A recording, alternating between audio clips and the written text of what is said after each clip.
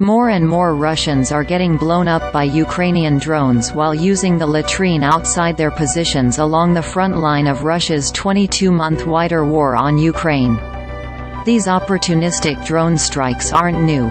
For nearly 2 years now, Ukrainian operators regularly have posted recordings of their drones' live video feeds depicting strikes on Russian soldiers squatting over holes with their pants around their ankles.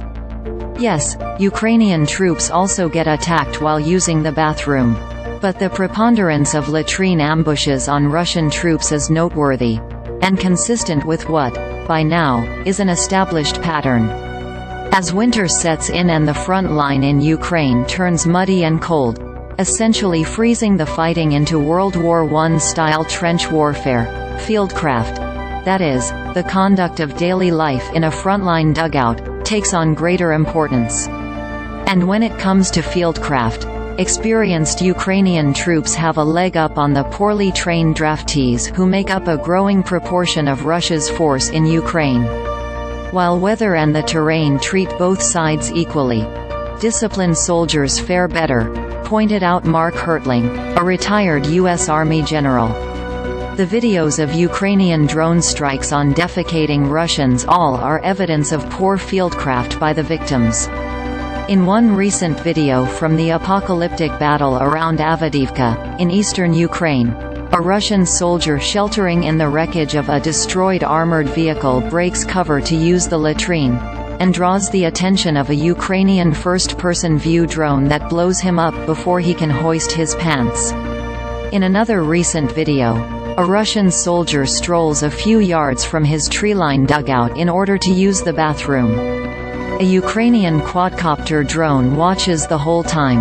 An FPV drone waits to strike until the soldier has returned to his bunker. In both daytime incidents, the Russians violated a basic rule of fieldcraft on a battlefield where enemy surveillance, and aerial firepower, is everywhere. All latrine calls should be done during darkness, if possible, the U.S. Army advises in its field manual for snipers.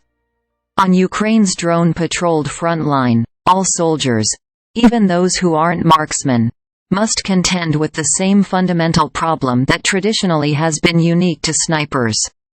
Namely, concealment is survival. And using the latrine outside of your hidden position represents a profound risk. Minimally trained and poorly led Russian conscripts might not know this. For the Ukrainians, this inexperience is an opportunity.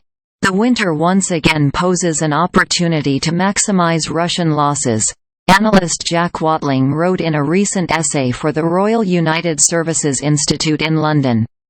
If Russian troops are drawn into the defense along a wide front, with Ukrainian troops pushing into opportunities rather than trying to break through defended areas, then Russian forces will be outside, getting wet and cold, Watling wrote.